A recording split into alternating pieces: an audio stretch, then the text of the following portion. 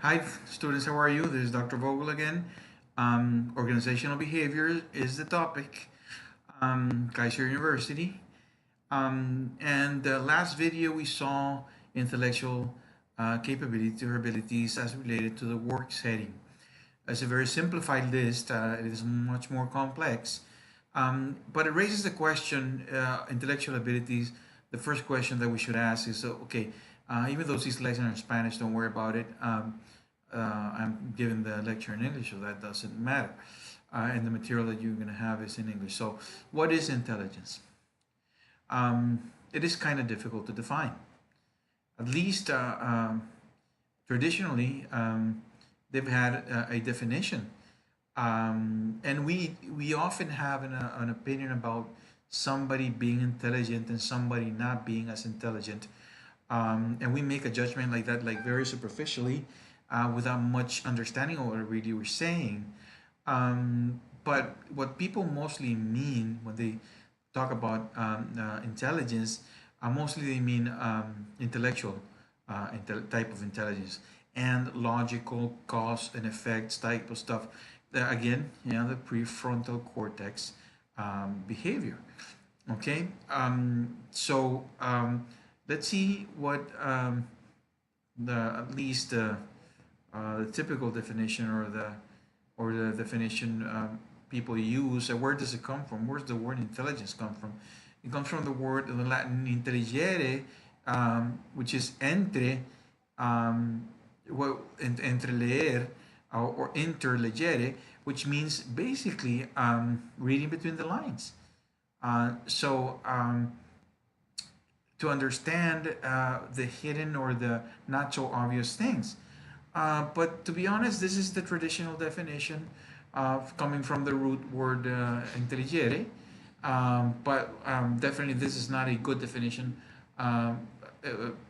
working definition, what we need today. So let's see what traditionally people have thought us of intelligent. As you can see, there's a whole bunch of different tests that are designed with a purpose, with the intention, with the hope of testing people's intelligence. And I know all of these and many more, and I have them, and I can do them, and I can have people taken. But all you're doing is measuring the IQ, which is the intelligence quotient in German, okay, which is a type of uh, uh, of measuring the this in a standardized way, meaning a lot of people take it, this exact same test to measure intelligence. Again, that can be a little tricky. But the thing is that what you measure really is what's here in the prefrontal cortex, which is logic, mathematical, cause and effect, and stuff like that. But our brain is much bigger, and this is not by chance. It was not put here just to fill up space. There is something here that makes that makes us less or more intelligent.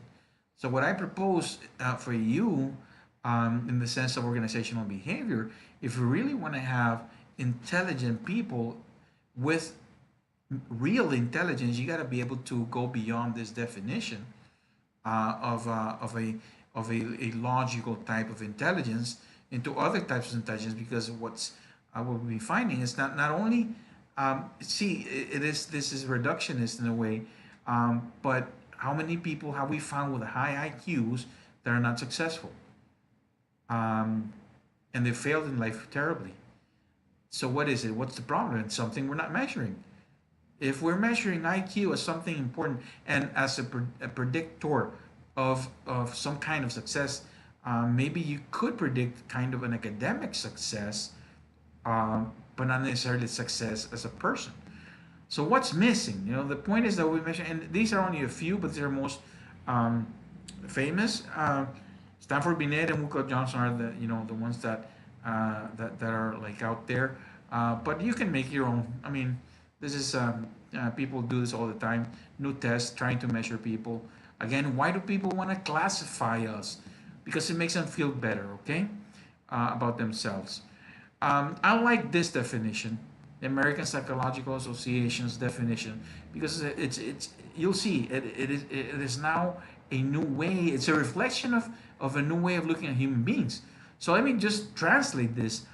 Individuals are different one from from one another in the ability to comprehend or understand complex ideas, to be able to adapt efficiently to the environment, as well as to learn from experience, and finding different ways or various ways of reasoning, different ways of reasoning, um, to be able to overcome obstacles through careful reflection or careful consideration.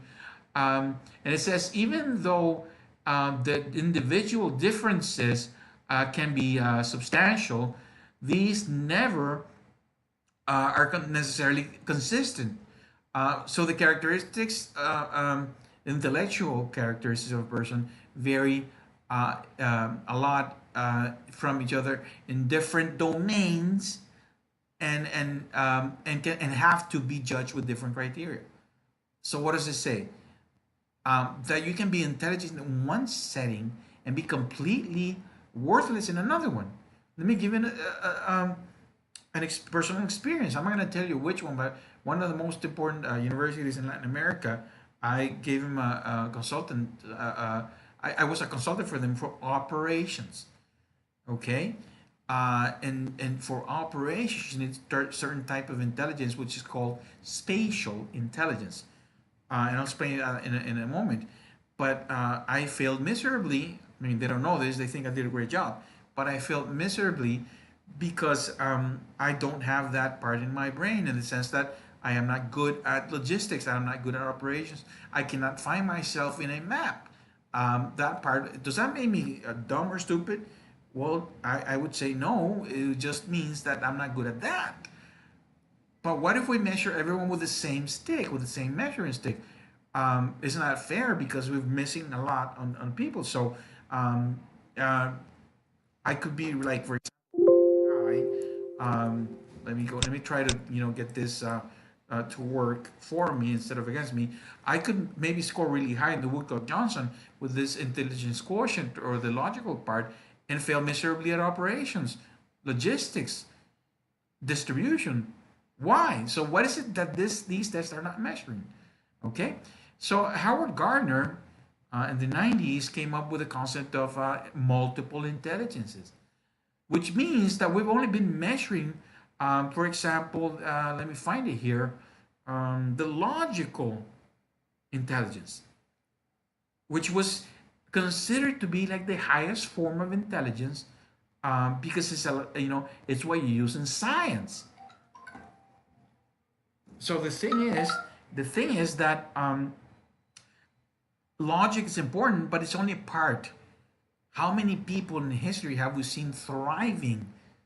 And let me tell you, for example, musical intelligence. For example, I don't know if you agree with me, but I would say that Wolfgang Amadeus Mozart was a very intelligent person musically.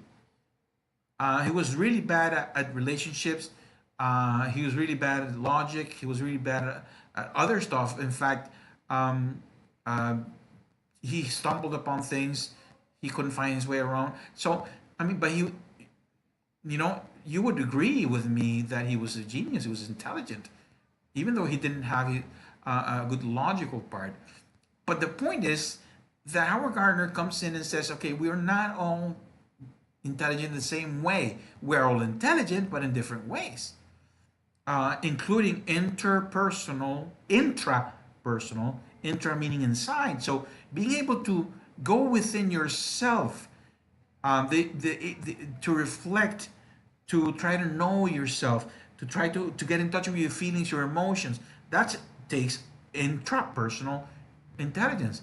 But then we have interpersonal intelligence, which is how do we get along with other people? Are we social? Can we interact? Can we communicate? Can we have types of common interest? Can we persuade others? Do we have empathy for others suffering and all of that? Now, does it mean that if I don't have this, I'm not intelligent? No. It means that you have it somewhere else. including this part, visual, spatial. That, that's when I was little, I couldn't find. I bumped on a lot of stuff inside the classroom because I didn't have this part. I still don't have it. So you can imagine the mistake that people make by hiring someone for a logistics operation if they don't have this. Even if you have a master's in operations, a master's degree or a doctorate, if your brain cannot think in these terms, then it's not useful. Okay. I'm not going to go into each of the different ones, but you should know at least that there's linguistic uh, uh, intelligence, logical, of course, naturalistic. How do you react or relate with nature? Um, Existential. There's a little bit more higher sense of spirituality. And maybe you're not musical or you're not anything else, but you do have a high sense of the supernatural and the most mystical stuff of the human experience. So all of the kinesthetic is how you feel in the in your skin, in your body. So these are just different types of intelligences. So what the important things about multiple intelligence about Howard Gardner is that he took it away from these people and said, no, wait a second. You know, uh, we're all intelligent in different ways. Can we find a human being that has all of them? No. Most probably no. Okay? And then you have something additional that you probably more in tune with which is emotional intelligence. Okay? Which is really interpersonal skills. Okay? There are some people that don't, cannot feel the pain of other people. So not only do we have 9 types of intelligence, another one now, emotional intelligence. So I hope that this is making you see that in an organization, you can have different people doing different things and thriving at the same time if we can place them in the right spot. You see, this person should not be doing anything musical, you put him in distribution. This person may be in career development. This person you can put him so you can train other people. So in training, this person may be making manuals. I'm sorry, making manuals or policies or doing posts or blogs for the company, and so on. And I don't know. And you say, well, what is a good? Why is musical intelligence important in a company or organization? Well, it has been proven that musical intelligence is related to mathematics. Why?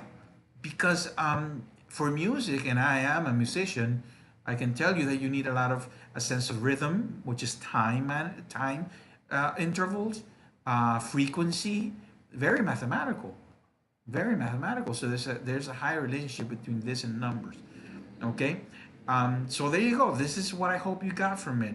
Okay, now why is emotional intelligence one of the most important ones? Because like Maya Angelou says, you will forget what you said. People will forget what you said. People will also forget what you did, but people will never forget how you made them feel. Okay, this should be important enough for you to understand that emotional intelligence, how you make people feel, and how you feel yourself. It's probably one of the most important types of intelligence. So right now, what I would need you to understand is the traditional methods of measuring people's ability or measuring intelligence is not necessarily the best. Okay, and it's at the very least questionable.